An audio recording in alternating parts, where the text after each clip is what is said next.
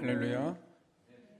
오늘도 우리 또 현장 예배로도 오시고 또 우리 가정에서 영상으로 예배드리는 우리 모든 일항의 성도들에게 하나님의 은혜와 평강이 함께 하시기를 축복합니다. 우리 2단계 또 강화된 그 행정명령으로 인해서 좀 축소된 예배를 드리고 또 가정에서 많은 분들이 예배를 드리게 되었습니다. 그러나 중요한 것은 우리가 하나님께 예배하는 그 마음 중심을 놓치지 않는 것인 줄 믿습니다. 본질은 장소가 아니라 우리가 누구를 어떻게 예배하는가가 중요한 것 같습니다.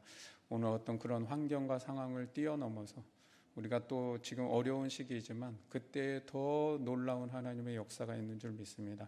오늘 이 예배 가운데 그렇게 어렵지만 더 큰 은혜가 있는 하나님의 역사가 있기를 주님의 이름으로 축원합니다.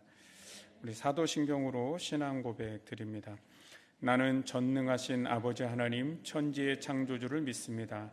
나는 그의 유일하신 아들 우리 주 예수 그리스도를 믿습니다. 그는 성령으로 잉태되어 동정녀 마리아에게서 나시고 본디오 필라도에게 고난을 받아 십자가에 못 박혀 죽으시고 장사된 지 사흘 만에 죽은 자 가운데서 다시 살아나셨으며 하늘에 오르시어 전능하신 아버지 하나님 우편에 앉아 계시다가 거기로부터 살아있는 자와 죽은 자를 심판하러 오십니다. 나는 성령을 믿으며 거룩한 공교회와 성도의 교제와 죄를 용서받는 것과 몸의 부활과 영생을 믿습니다. 아멘. 이 시간 우리 찬양과 경배로 나아갑니다.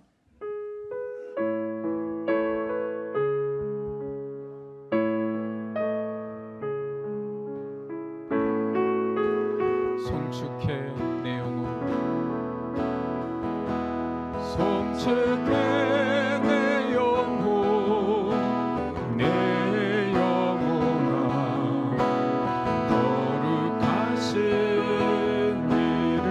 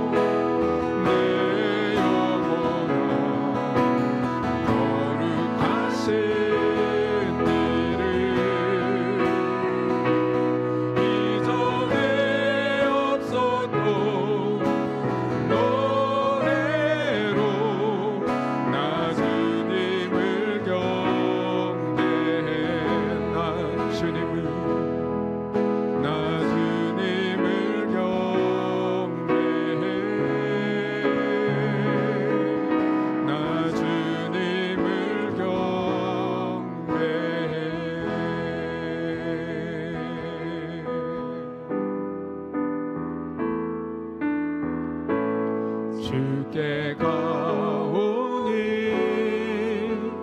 날 새롭게 하시고 주의 은혜를 부어주소서.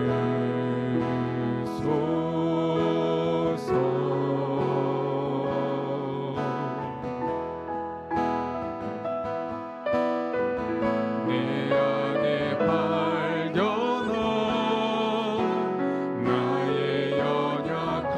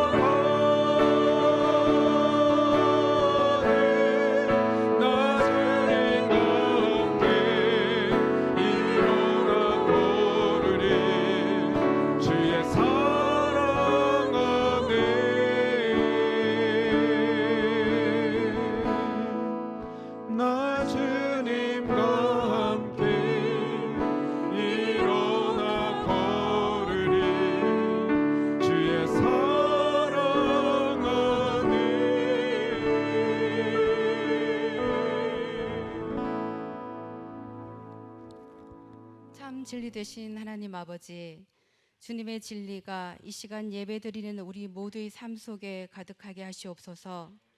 지난 시간 예수 그리스도의 모습을 본받아 어떤 상황 속에서도 요동치지 않는 분명한 믿음의 신앙의 정체성을 지키고자 애썼는지, 그리고 말씀의 능력을 힘입어 주어진 모든 상황을 능히 이겨 승리하는 삶을 살았는지, 우리의 각자의 모습을 생각하며 이 시간 연약함을 주님 앞에 내려놓습니다.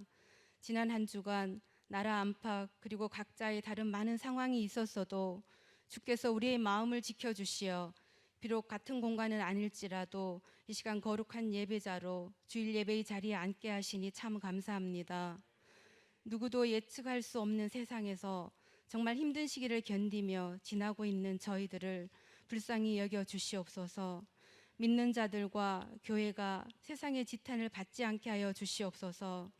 우리의 삶 가운데 세상의 법과 질서를 지키게 하시고 나아가 하나님 나라의 법과 질서에 더욱 순종하며 우리 그리스도인들이 말씀의 바른 행함으로 세상의 모범이 되게 하여 주시옵소서.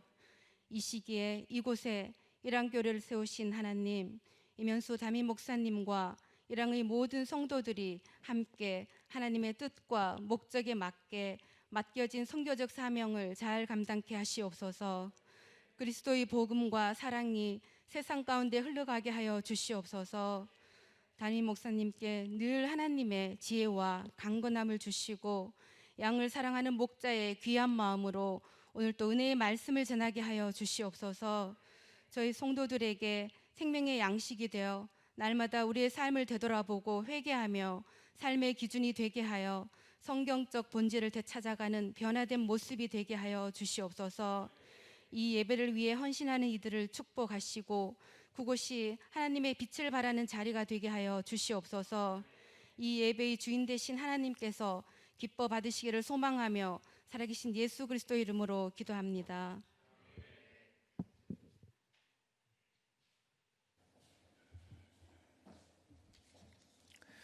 네, 우리 교회 소식 알려드리겠습니다. 우리 어제 카톡 공지로 전체 공지를 좀 드렸는데 잘 읽어보시고 참고해 주시기를 바랍니다.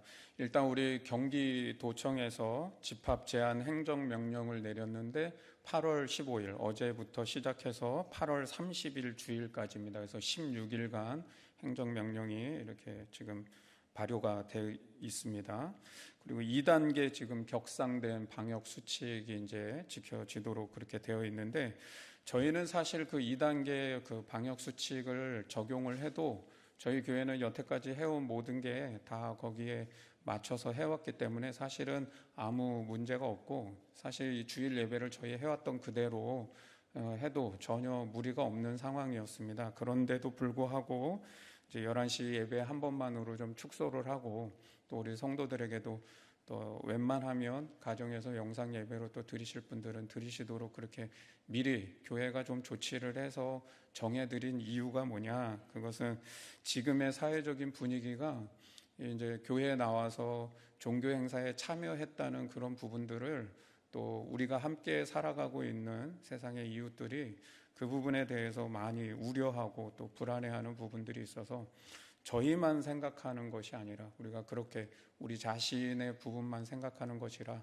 아니라 우리 사회에 함께 살아가고 있는 공동체를 더 넓게 생각할 수 있는 부분이 되었으면 좋겠다라는 생각에서 그런 좀 생각을 그런 결정을 좀 내렸습니다. 그래서 종교 행사에 참여하지 말라고 이렇게 아마 직장에서 또 권고를 하시는 성도님들도 계실 거예요. 그래서 그런 부분들이 불필요한 갈등과 또 어려움이 생기지 않았으면 좋겠다 하는 마음이 있고요. 또 우리 가족들 안에서도 보니까 부모님 생각하고 자녀들 생각이 다르고 또 부부 안에도 현장 예배 드려야 되냐, 뭐 영상 예배 드려야 되냐 이런 거 가지고 사실 불필요한 갈등이 있는 분위기도 좀 있는 것 같아요. 그래서 제가 가만히 어제 생각을 해보니까 이 장소가 본질이 아닌데 그거는 제가 말씀드리는 게 교회 와서 예배 드리는 것이 결코 중요하지 않고 본질이 아니다 이 얘기를 드리려는 게 아니라 지금의 상황에서 장소가 본질이 아니라 그거보다 조금 더 본질을 생각한다면 그것은 우리가 누구에게 예배를 드리고 또 어떠한 마음의 자세로 예배를 드리는가가 더 본질이니까 그런 부분들을 좀 생각한다면 괜히 어디서 예배를 드리느냐 이것 때문에 불필요한 갈등이 가정 안에, 우리의 직장 안에, 우리가 살아가고 있는 이 사회 공동체 안에 있어서는 안 될 것 같다. 그것이 바람직한 것은 아니겠다라는 생각이 듭니다. 더 중요한 것은 저희가 이런 어려운 시기에 더 신앙적인 본질을 잘 또 감당함으로 인해서 더 이상 교회가 이 대사회적 이미지가 더 이상 실추되지 않도록 하는 것이, 그리고 지금 이 시기에 우리 자신을 더 돌아보고 우리가 다시 성경적 본질로 잘 돌아가야 될 것 같다라는 생각이 듭니다. 그래서 영상 예배 드리라는 것이 편안하게 예배 드리라는 그런 뜻이 아니라는 것은 우리 성도님들이 너무나도 잘 헤아려 아시리라 생각이 듭니다. 그리고 이런 속에서도 또 우리 성도님들의 가정에서 그 누구보다 더 하나님 앞에 마음을 쏟으며 또 예배하시리라 그렇게 믿어 의심치 않습니다. 어려울 때에 더 하나님의 크신 은혜가 있는 줄 믿습니다. 우리가 이때에 더 성숙한 모습으로 나아갔으면 좋겠습니다. 또 하나 광고를 드리는 것은 우리 수혜지역 복구를 위한 이웃사랑 실천 헌금을 오늘 하고 이번 주간하고 그다음에 다음 주 주일까지 그렇게 좀 드렸으면 좋겠습니다. 그래서 우리 이웃사랑 실천 헌금 다음 주까지 이렇게 모금이 되면 헌금을 드려주시면 그것을 우리 총회 사회봉사부를 통해서 수혜복구지역의 성금으로 전달될 수 있도록 그렇게 하겠습니다. 그래서 여러분이 마음을 모아주시면, 이미 하신 분들도 계시는데 또 마음을 모아주시면 그 모든 정성을 모아서 우리가 이웃 사랑하는 데 조금이나마 보탬이 될 수 있도록 하겠습니다. 나머지 광고는 주중 카톡 공지를 참고해 주시기를 바랍니다. 오늘 우리에게 주시는 하나님의 말씀은 요한복음 2장 1절에서 11절까지의 말씀입니다. 신약 성경 144면이 되겠습니다. 요한복음 2장 1절에서 11절까지의 말씀. 제가 봉독해 드리겠습니다. 여러분 눈으로 잘 따라서 읽으시기 바랍니다. 사흘째 되던 날 갈릴리 가나에 혼례가 있어 예수의 어머니도 거기 계시고 예수와 그 제자들도 혼례의 청함을 받았더니 포도주가 떨어진지라 예수의 어머니가 예수에게 이르되 저들에게 포도주가 없다 하니 예수께서 이르시되 여자여 나와 무슨 상관이 있나이까 내 때가 아직 이르지 아니하였나이다. 그의 어머니가 하인들에게 이르되 너희에게 무슨 말씀을 하시든지 그대로 하라 하니라. 거기에 유대인의 정결 예식을 따라 두세 통 드는 돌 항아리 6이 놓였는지라. 예수께서 그들에게 이르시되 항아리에 물을 채우라 하신즉 아귀까지 채우니 이제는 떠서 연회장에게 갖다 주라 하시매 갖다 주었더니 연회장은 물로 된 포도주를 맛보고도 어디서 났는지 알지 못하되 물 떠온 하인들은 알더라. 연회장이 신랑을 불러 말하되 사람마다 먼저 좋은 포도주를 내고 취한 후에 낮은 것을 내거늘 그대는 지금까지 좋은 포도주를 두었도다 하니라. 예수께서 이 첫 표적을 갈릴리 가나에서 행하여 그의 영광을 나타내심에 제자들이 그를 믿으니라. 아멘. 베이직교회 조정민 목사라는 분이 계십니다. 2003년에 MBC 뉴스 간판 기자였고 특파원이었고 또 유명 앵커였습니다. 예전에 정동영 의원이 아나운서 하던 시절에 같은 동기라고 합니다. 나중에는 이분이 MBC 사장직도 맡으셨는데 52세가 되던 때에 이분이 갑자기 그 회사를 그만두겠다라고 선언을 하는 바람에 주변의 많은 사람들에게 큰 충격이 되었다 그래요. 그 이유를 보니까 이분이 간증하기를 본인이 새벽마다 그 골프장에를 갔다는 거예요. 그 골프 연습장에를 계속 갔는데 그때 문이 닫혀 있었다는 거예요. 집으로 다시 돌아갈까 그렇게 생각했는데 마침 생각을 해보니 우리 아내가 매일같이 새벽마다 기도 나가는 교회가 이 근처에 있다는 생각이 번뜩 들었다는 거예요.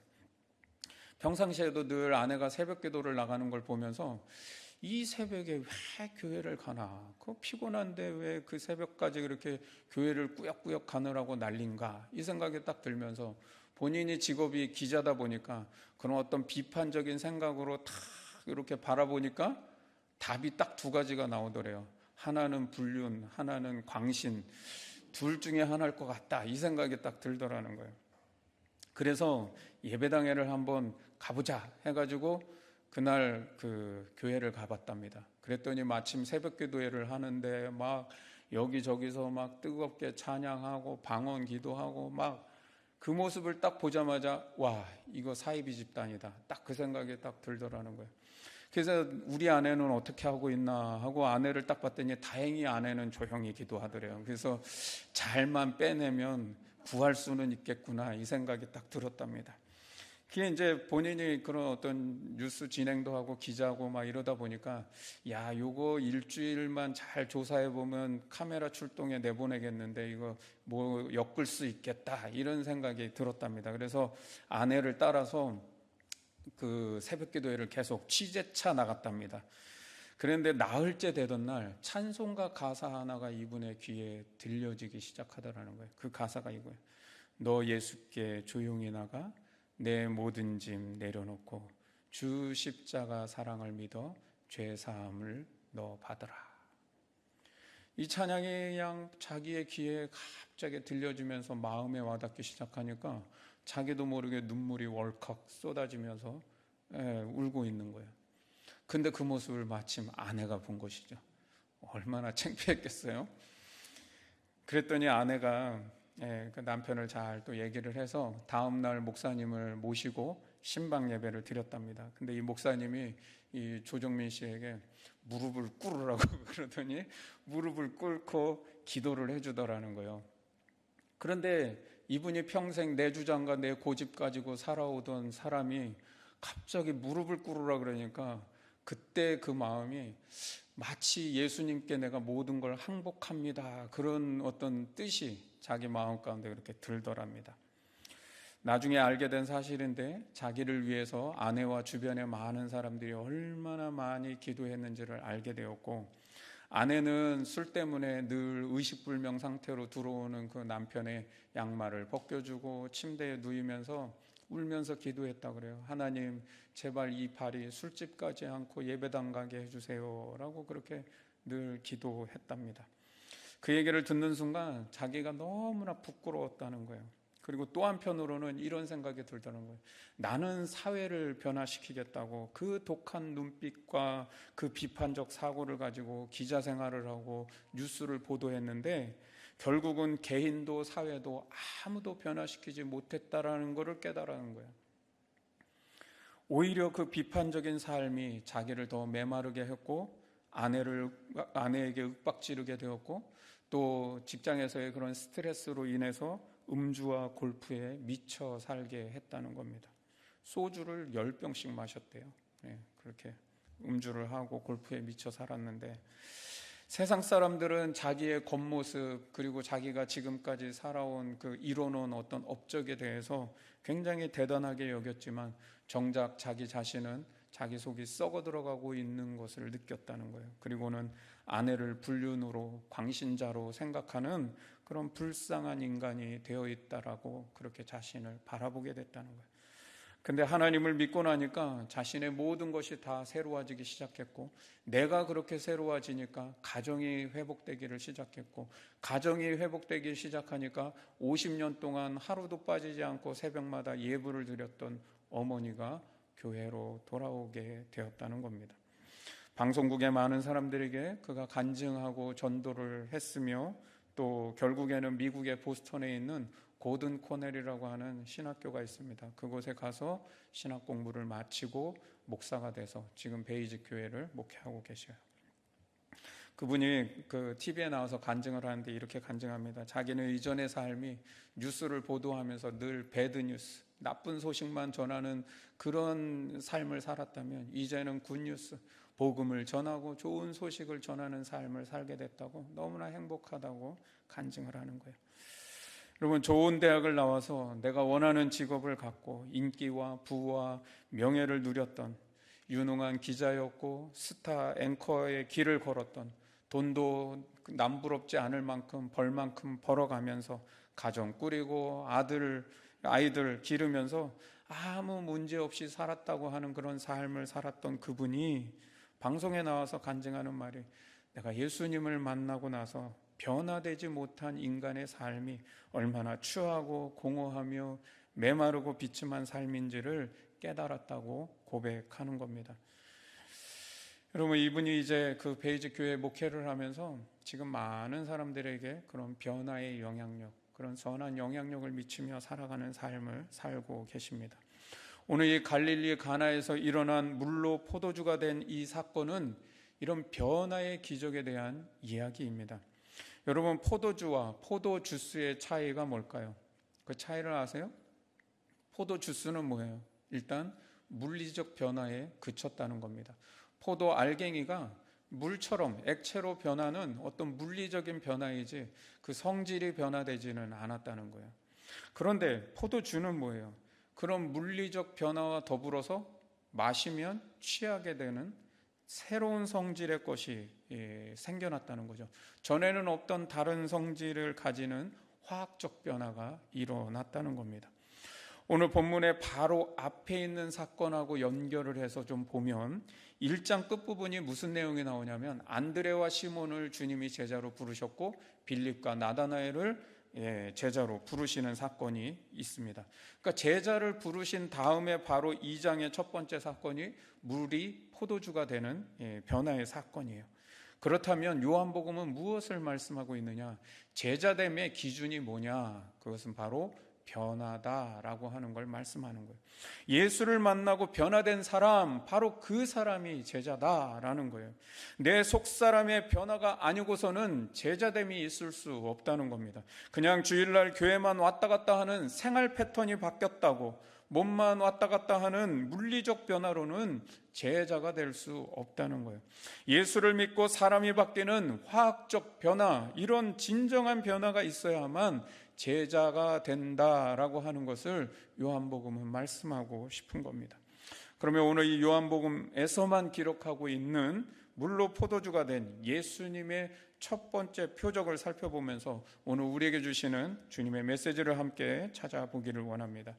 요한복음은요, 1장에서 하나님이 세상을 말씀으로 창조했다, 그 이야기로 시작을 해요. 이 세상을 말씀으로 창조했다. 근데 그 말씀이 누구냐? 예수 그리스도다라고 하면서 그 예수 그리스도가 말씀으로 세상에 오셨다라고 하는 것을 말씀하고 있어요. 그게 1장의 내용이에요. 그런데 문제는 뭐냐? 그 사실을 세상의 어느 누구도 아무도 모르고 있다는 거예요. 그래서 이 요한복음은 7가지의 표적을 통해서 예수님이 하나님의 아들이시고 그분이 말씀으로 이 세상에 오신 분이라고 하는 것을 증명하려고 하는 거예요. 그 첫 번째 표적이 바로 물이 포도주가 된 사건이다라고 하는 것을 기록하고 있는 겁니다. 먼저 1절 말씀해 보면 그 시작이 이렇게 시작합니다. 사흘째 되던 날, 이렇게 시작해요. 이 사흘째 되던 날은 이제 이 3일이라는 표현이 아니라 따지고 보면 7일째 되던 날, 이 말하고 똑같은 말이에요. 왜 그러냐면 성경을 갖고 계시면 1장 29절을 한번 보세요. 1장 29절에 뭘로 시작하냐면 이튿날 되어 있습니다. 그러니까 이전에 날이 있었고 지금 29절에서 이튿날이 됐으니까 어째? 2일째가 되는 날이죠.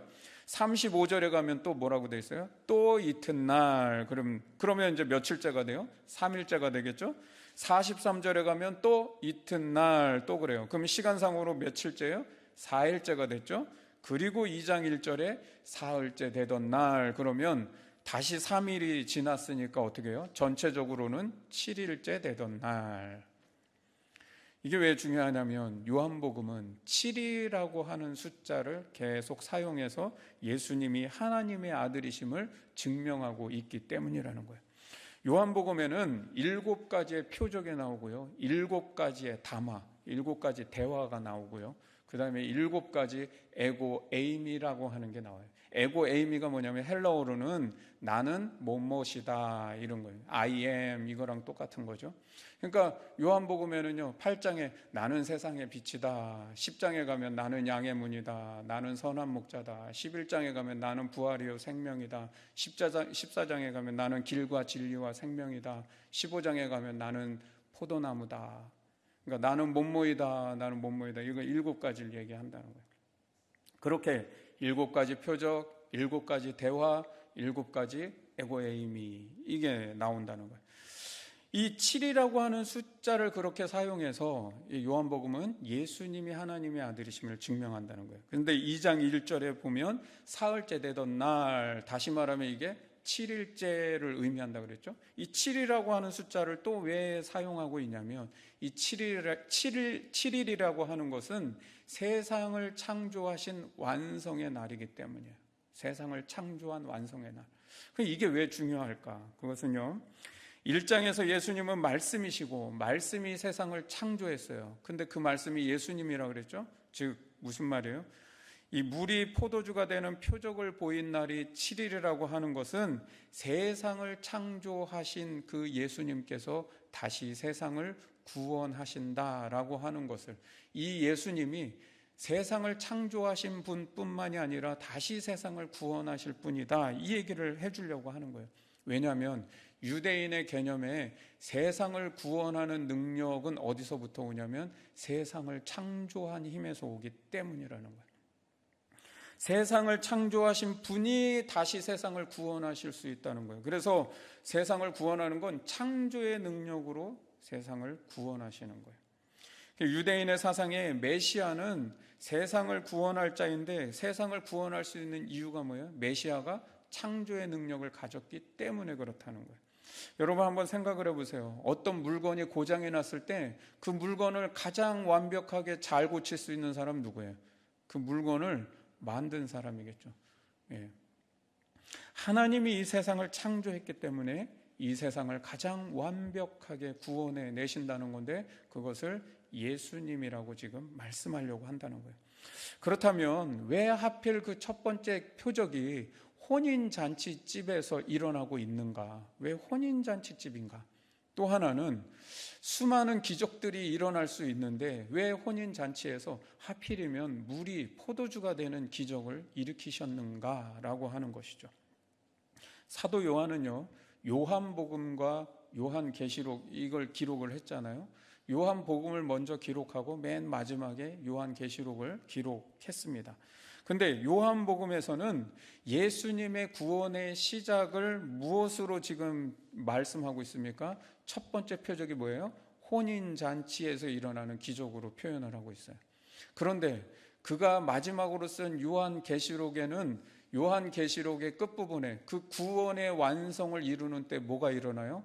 어린 양의 혼인잔치가 일어나죠. 그러니까 요한복음은, 이 사도 요한은 뭘 얘기하는 거예요?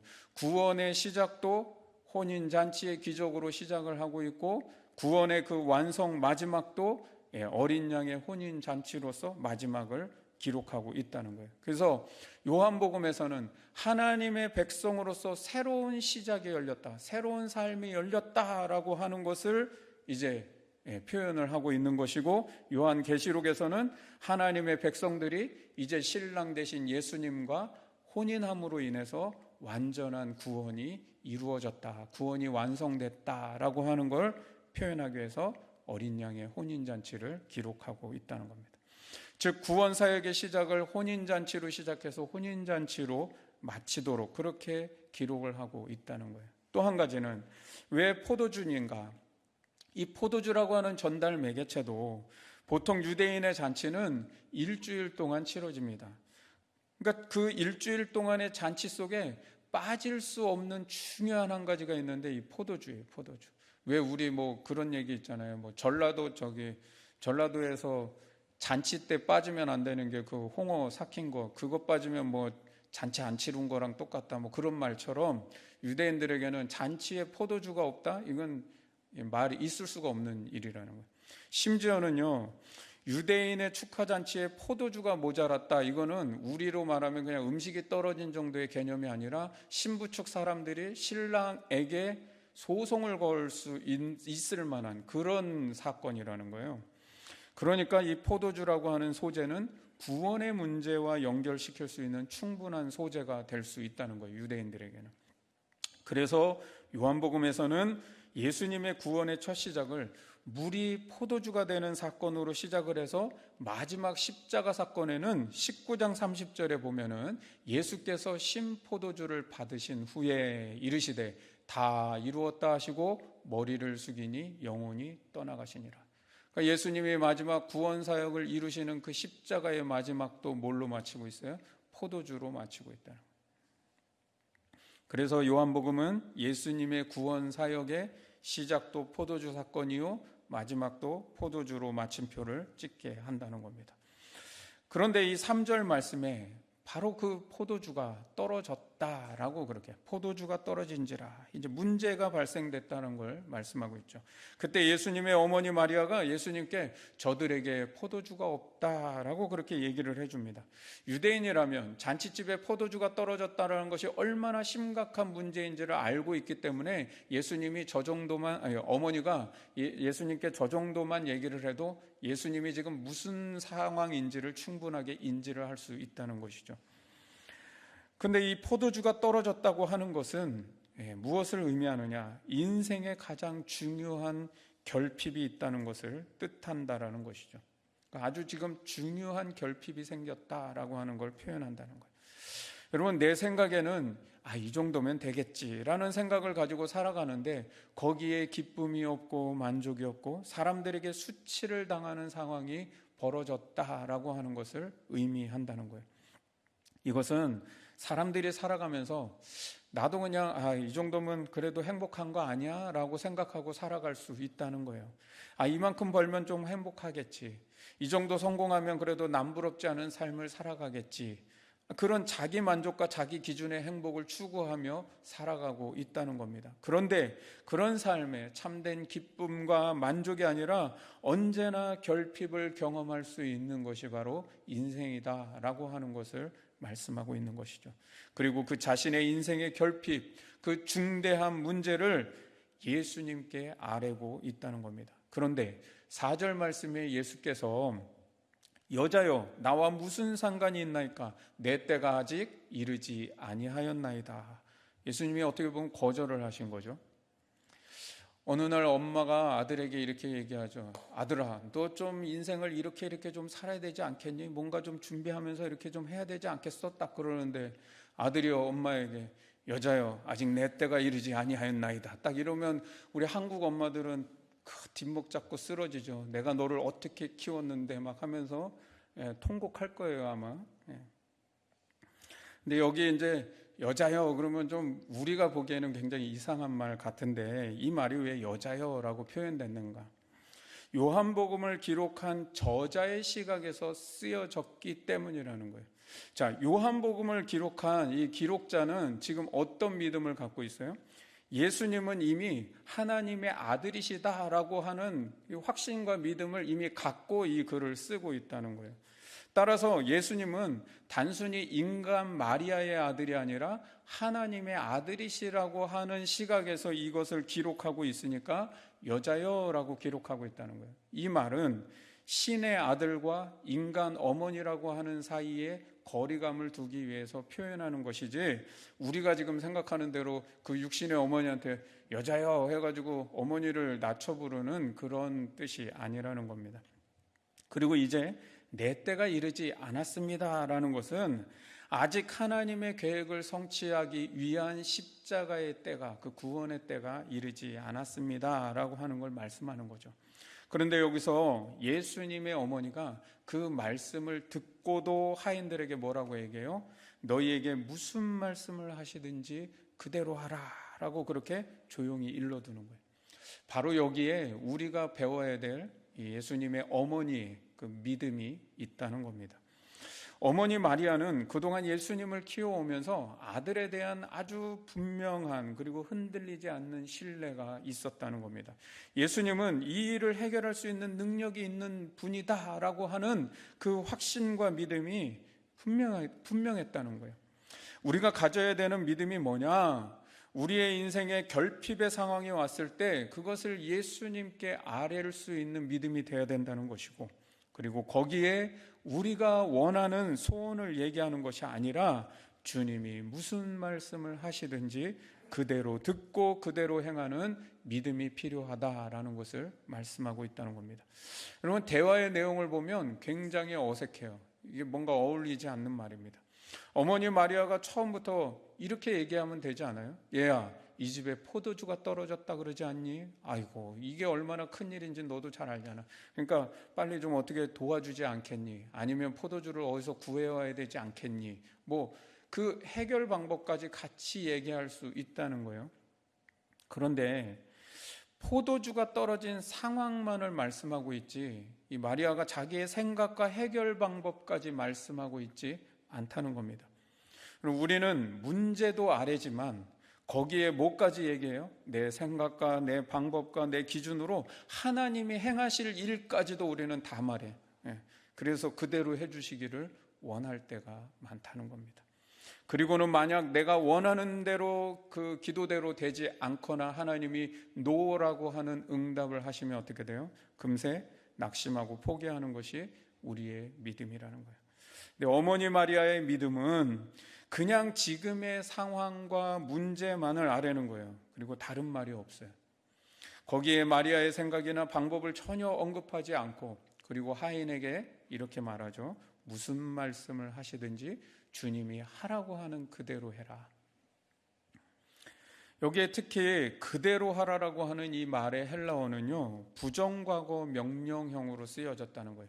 부정과거 명령형이 어떤 뜻을 갖냐면 그 일을 행동하라고 하는 정도의 의미가 아니라 그 일이 완수될 때까지 끝까지 행하라 라고 하는 의미를 갖는 거예요. 그러니까 그 일이 완전히 끝날 때까지 계속하라는 거죠.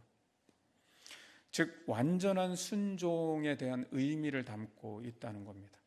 이 단어는요, 7절 말씀에 예수님께서 항아리에 물을 채우라라고 할 때 이 채우라, 여기가 바로 부정과거 명령형으로 쓰여져 있어서 물을 채우는데 이 부정과거 명령형으로 쓰면 어떻게 채우라는 거예요? 찰랑찰랑 끝까지 채우라는 거예요. 그래서 하인들이 어디까지 채웠다 그래요? 아기까지 채우니. 그러니까 왜 아기까지 채웠겠어요? 부정과거 명령형으로 쓰이니까 찰랑찰랑 끝까지 채워라 이 얘기인 거죠. 예수님의 말씀 그대로 하인들이 행했다라고 하는 것을 표현하는 겁니다. 8절 말씀에도 보면은요, 연회장에게 갖다 주어라 라고 그렇게 할 때 이 갖다 주라도 뭘로 쓰였냐면 부정과거 명령형으로 쓰여져요. 그래서 물을 부어놓고 하인들이 이렇게 생각할 수 있는 거예요. 아니 이거 뭐 포도주도 아닌데 물을 왜 갖다 주라고 하는 거야. 이상하게 생각하고 의심하는 태도를 가지면 거부할 수도 있고 안 갖다 줄 수도 있는 거예요. 그런데 부정과거 명령형을 써서 갖다 줘라 라고 하는 건 뭐예요? 의심하지 아니하고 갖다 주라는 거예요. 완전한 신뢰와 완전한 순종을 말씀하고 있다는 거예요. 여러분, 내 마음에 맞으면 순종하고 그렇지 않으면 부동의 자세를 갖는 신앙생활이 얼마나 많이 있습니까? 주님이 말씀하시는 그대로 순종하는 게 순종이라는 거예요. 주님의 말씀을 듣고도 내 식대로 내 편의대로 해석하고 조금 떼었다 붙였다 하면서 하는 신앙생활이 얼마나 많이 있습니까? 그러나 무엇을 말씀하시든지 그 말씀 그대로 하라는 겁니다.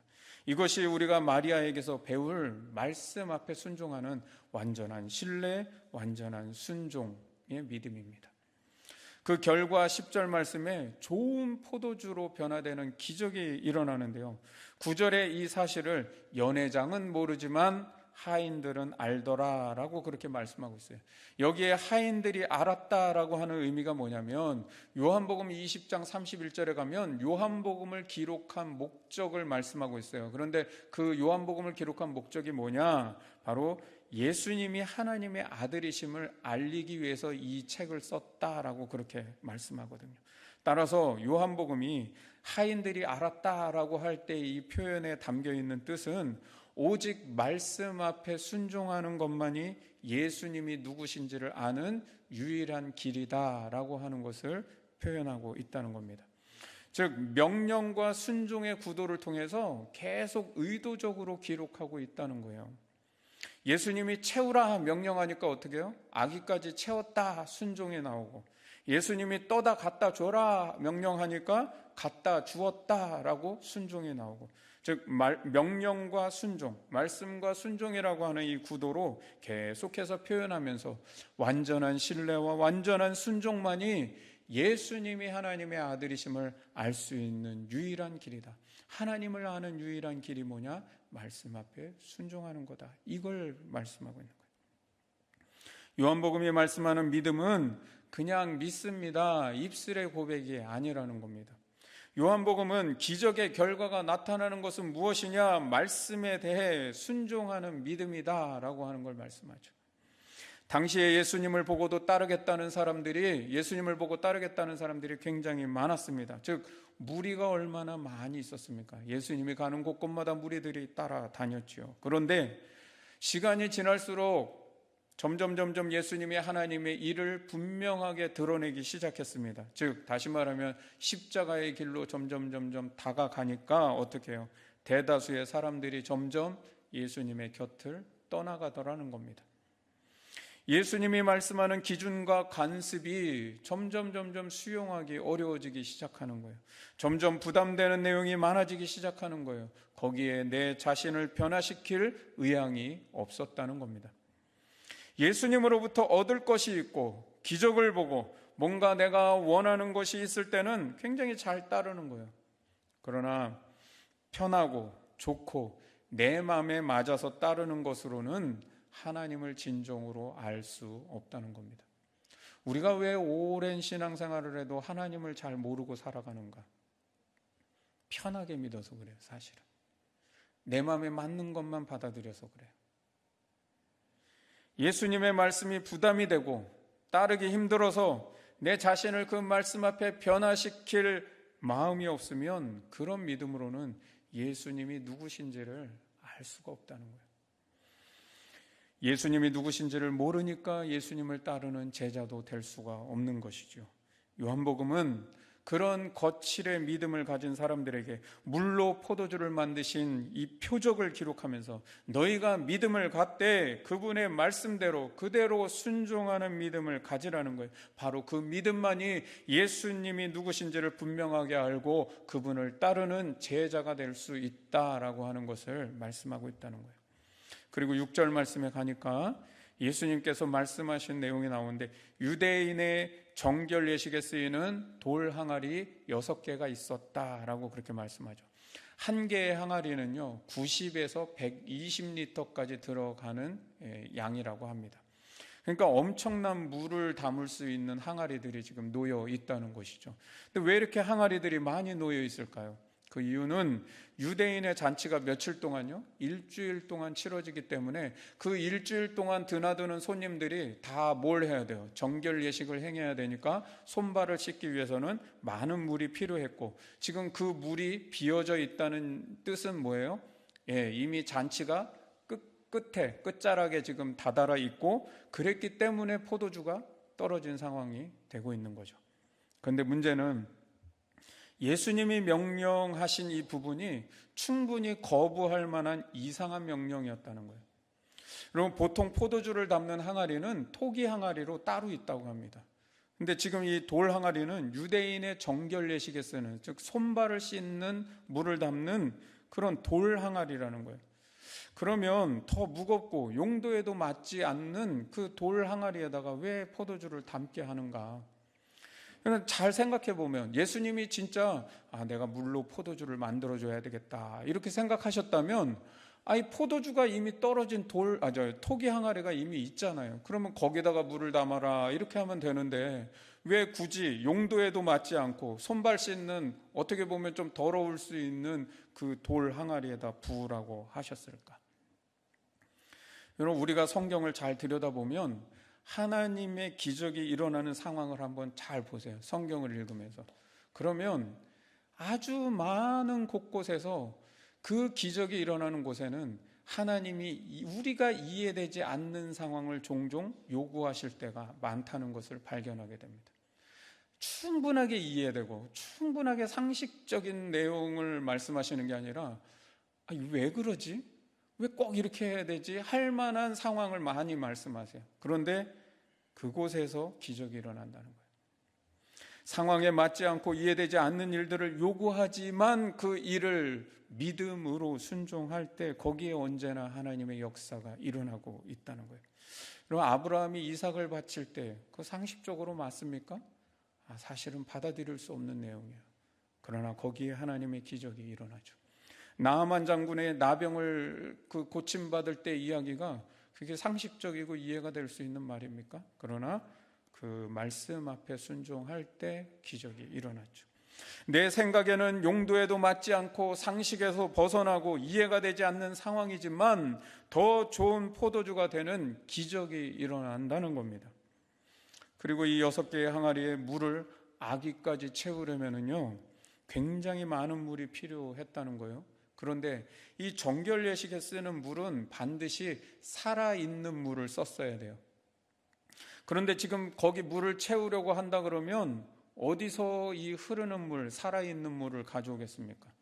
그러니까 이게 어려운 얘기라는 거예요. 그런데 분명히 그 물을 채웠다면 분명히 이미 있는 물을 가지고 왔거나 아니면 근처에 우물에서 떴을 건데 이 우물은 유대인의 정결 예식에 쓸 수 있는 살아있는 물이 아니라는 거예요. 그러니까 부으나 마나한 물이라는 거예요. 따라서 하인들이 이 6개의 물통을 채우라고 할 때 그 말씀을 듣고 느끼는 마음은 이거 굉장히 어려운 일을 시키는 부담되는 일이었다는 거예요. 또 하나는 잘 이해되지 않고 이거 왜 하라 그러지 하고 좀 짜증이 날 수 있는 일이라는 거예요. 그런데 그 일을 이 하인들이 그대로 순종했다는 것이죠. 그랬더니 10절 말씀에 물로 된 포도주가 이전 포도주보다도 훨씬 더 좋은 포도주가 됐다는 겁니다. 많은 학자들이 포도주가 변화된 시점이 언제인가 이걸 연구했어요. 물을 채웠을 때 변했냐, 물을 떠다가 주는 중간에 변했느냐, 연회장이 마시는 그 순간에 변했느냐, 뭐 이런 걸 막 연구를 했어요. 근데 결론은 아무도 모른다. 정확히 알 수 없다. 항상 이게 보면 그렇습니다. 네. 그런데 우리가 정확한 어떤 타이밍은 알 수 없어요. 그러나 분명한 한 가지 사실이 있어요. 그건 뭐냐면 예수님의 명령이 부정과거 명령형으로 쓰여져서 그 일이 완수될 때까지 행하라라고 그렇게 했죠. 근데 그 하인들이 그 일을 그대로 완수했다라고 했어요. 그러니까 그 완전한 순종이 이루어졌을 때 기적은 일어났다는 겁니다. 왜냐하면 나아만 장군이 나병을 고침받을 때에도 생각을 한번 해보세요. 요단강에 가서 7번 몸을 담그고 씻어라 그랬어요. 근데 이제 한 번 가갖고 씻으니까 요만큼 낫고 2번 가서 씻으니까 좀 팔 좀 깨끗해지고 3번 가서 씻으니까 다리도 좀 씻어지고 4번, 5번, 6번 하니까 점점 깨끗해져서 7번 다 씻으니까 완전히 나았다 이렇게 안 하잖아요. 7번까지 완전하게 순종했을 때, 그 순종이 완수됐을 때 어떻게 몸이 깨끗하게 되었다, 병이 나았다. 따라서 기적이 일어난 정확한 타이밍은 알 수 없어요. 그러나 분명한 건 기적은 언제 일어나느냐? 순종이 완수되었을 때 일어난다는 거예요. 연회장이 그 포도주가 어디서 났는지 알지 못하더라 그랬다는 건 뭐예요? 이미 포도주가 변화된 후에 마셨다라는 뜻이 되겠죠. 그러니 이미 변화된 후라고 볼 수 있을 거예요. 그리고 하인들은 알았다라고 할 때는 뭐예요? 그들은 포도주로 바뀐 것을 인지했다는 거니까 봤을 거라는 거예요. 그렇다면 기적은 언제 일어났느냐? 그들이 순종을 완수했을 때 변화가 일어났다라고 하는 걸 알 수 있다는 거예요.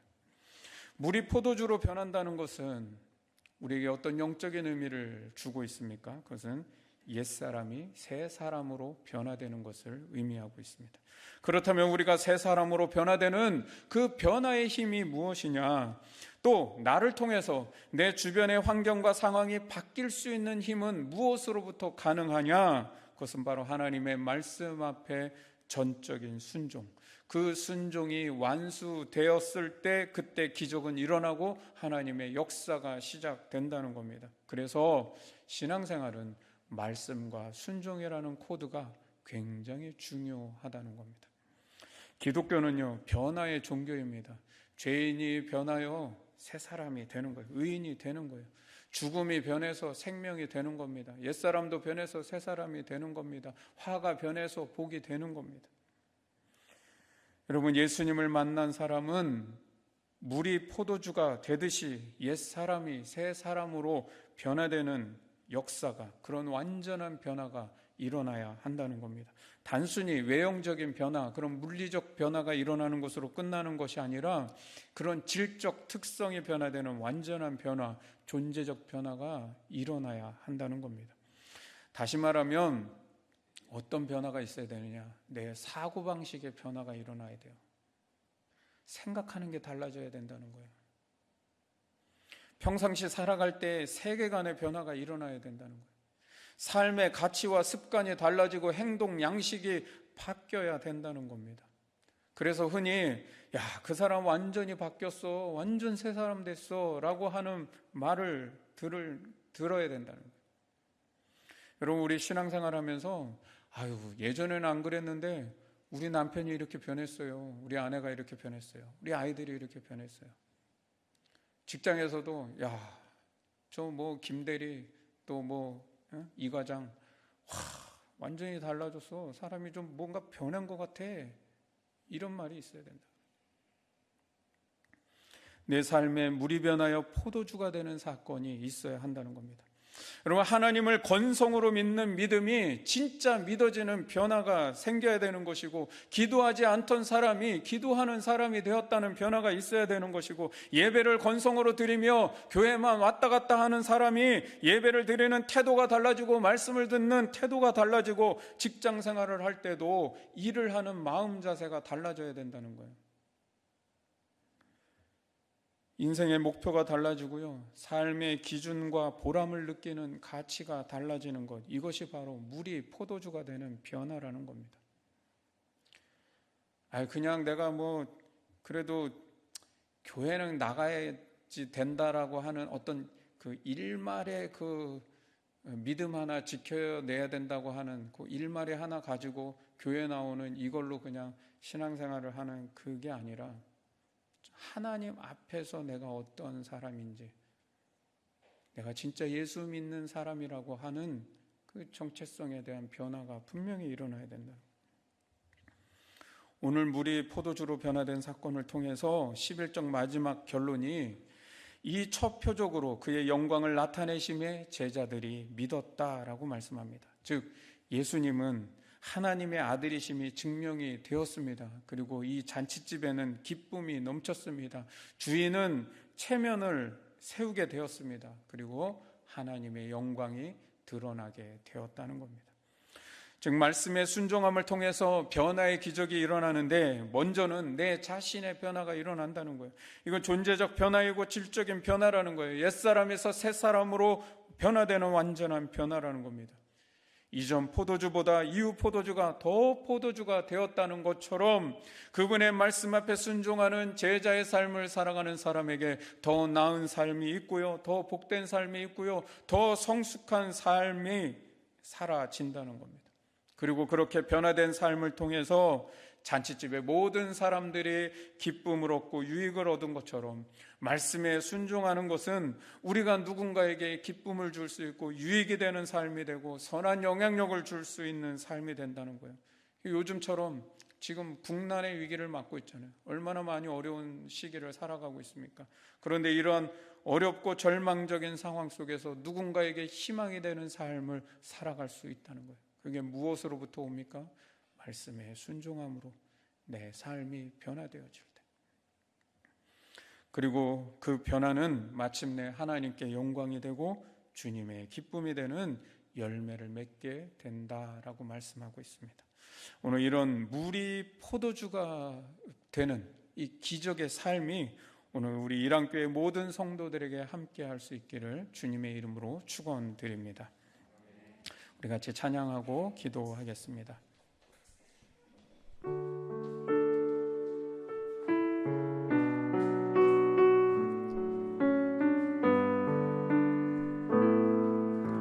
신실하게 진실하게 신실하게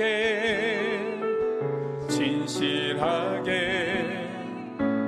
거룩하게 살게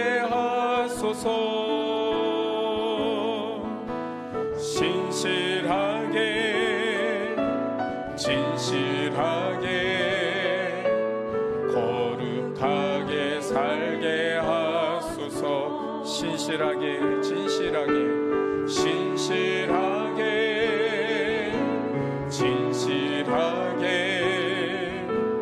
거룩하게 살게 하소서. 진실하게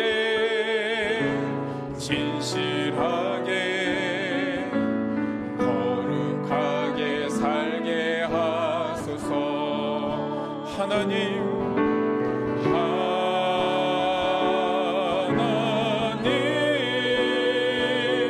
나의 마음 만져주소서.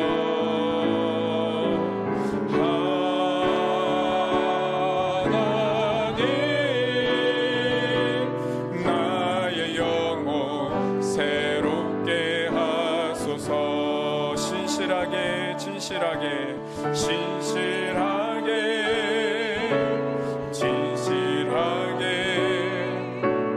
거룩하게 살게 하소서. 진실하게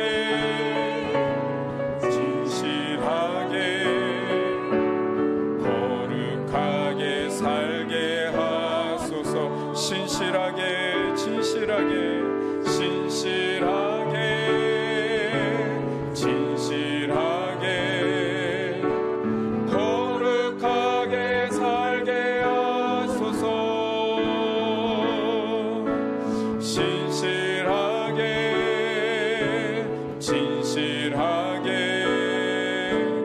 거룩하게 살게 하소서. 하나님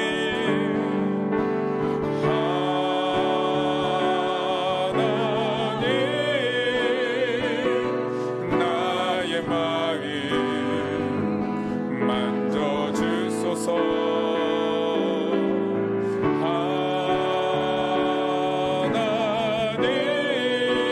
하나님 나의 영혼 새롭게 하소서. 하나님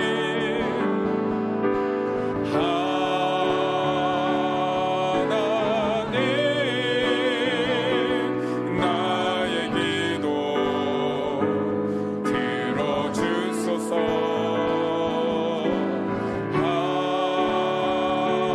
하나님 주의 길로 인도하소서.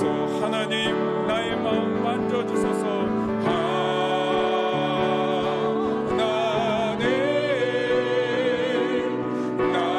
마음 만져주소서.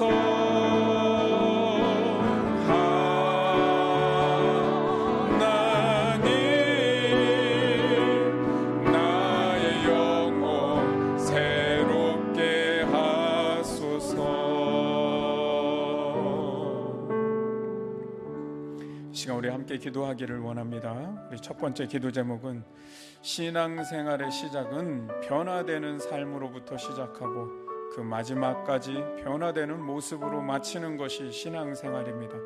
주일날 교회만 나오는 게 신앙생활이 아니라 말씀 앞에 나를 바꾸기 위해서 끊임없이 영적인 싸움을 싸우는 선한 싸움이 있어야 진짜 신앙생활을 하는 겁니다. 이 시간 내 안에 계신 성령님, 우리 안에 말씀으로 인해 내적 갈등이 일어나게 하시고 그 영적 싸움에서 나를 바꿀 수 있는 선한 싸움의 승리자가 될 수 있도록 인도하여 주옵소서. 이 변화를 위한 기도를 드리겠습니다. 두 번째 기도 제목은 우리의 인생의 중요한 결핍을 만날 때 하나님 앞에 간구하는 겸손한 믿음이 되도록 기도합니다. 기도할 때 내 생각, 내 방법, 내가 원하는 해결과 결론을 고집하는 것이 아니라 주님이 무슨 말씀을 하시든지 그 말씀 그대로 순종하는 믿음 되게 해달라고, 그 순종의 완수를 통해서 예수님이 누구신지 하나님을 더 바르게 더 분명하게 경험하고 알아가는 은혜가 있게 해달라고, 그런 완전한 신뢰와 완전한 순종을 위해 기도합니다. 세 번째 기도 제목은 우리의 신앙생활의 말씀과 순종이 짝을 이루게 하시고 물이 변하여 더 좋은 포도주가 변화되듯이 더 나은 삶, 더 복된 삶, 더 성숙한 삶을 살게 하여 주옵소서. 순종을 통해 변화의 역사가 누군가에게 기쁨과 유익이 되고 절망 가운데 있는 사람들에게 희망이 되는 삶이 되게 하여 주옵소서. 나아가 하나님께 영광이 되고 주님의 기쁨이 되는 삶을 살게 해달라고 이 시간 조용히 말씀을 기억하면서 침묵으로 기도하겠습니다.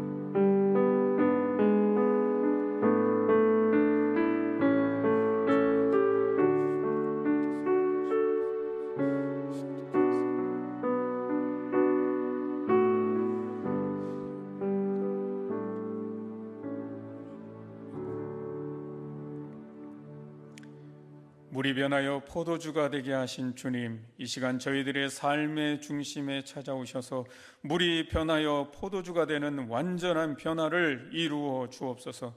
말씀 앞에 나를 바꾸는 진정한 변화가 일어나게 하시고 진리가 내 삶을 진동케 하는 내적 갈등이 일어나게 하시며 그 영적 싸움 앞에 믿음으로 결단하고 승리하는 저희들이 되게 하여 주옵소서.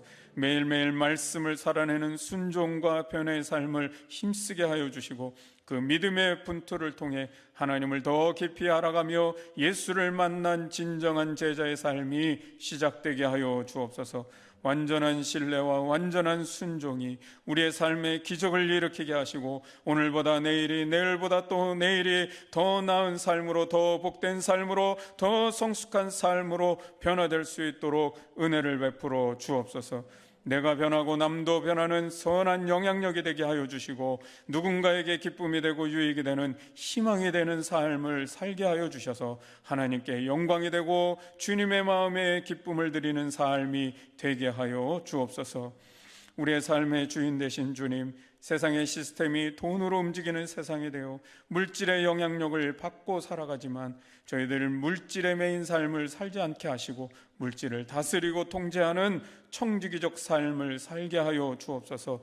여러 날 역대 최대의 장마 속에서도 하나님의 은혜로 버티고 넘어갈 수 있도록 은혜 주신 것을 감사합니다. 그렇게 어렵고 힘든 삶의 속에서도 우리의 삶에 수고하고 땀 흘려 얻은 열매를 주님 앞에 귀한 예물로 드리오니 주님, 그 주님 마음에 기쁨 되는 예물 되게 하시고 주님의 뜻하신 대로 복을 내려 주옵소서. 주님을 위해 헌신을 다하고 힘을 다한 성도들에게 약속하신 은혜와 복을 허락하여 주시되 물이 포도주로 변화되는 말씀대로 복을 받고 하나님의 역사하신 증거를 보게 하여 주옵소서. 인생에 중요한 결핍이 있을 때마다 그것을 채우시고 바꾸시는 기적의 삶이 우리 모든 성도들에게 일어나게 하여 주옵소서. 드려진 예물이 쓰여지는 곳마다 물이 포도주가 되는 기적이 일어나게 하시고 결핍된 곳마다 주님의 사랑과 은혜로 채워주는 도움의 손길로 쓰여지게 하옵소서. 수해로 너무 많은 피해를 입고 아파하고 힘들어하는 이웃들에게 저희들의 작은 정성과 사랑이 주님의 은혜와 희망의 빛으로 전달되게 하여 주옵소서.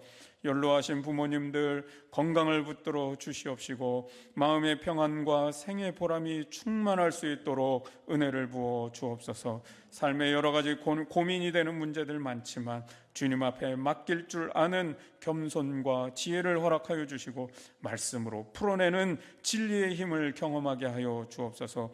코로나로 인하여 공동체가 만날 수 없는 상황이지만 더 깊은 사랑과 교제가 있을 수 있도록 성령께서 교통하시는 은혜를 부어 주옵소서. 이제는 우리 주 예수 그리스도의 은혜와 하나님 아버지의 극진하신 사랑하심과 성령 하나님의 교통 충만 역사하시는 은총이 오늘 말씀과 순종의 코드로 물이 변하여 포도주가 되는 기적의 삶을 살아가리라 그렇게 다짐하고 결단하는 우리 모든 일항교회 성도들 머리 위에 그들의 가정과 일터와 주신 자녀들의 미래 위에 이제로부터 영원히 함께 하시기를 간절히 축원하옵나이다. 아멘.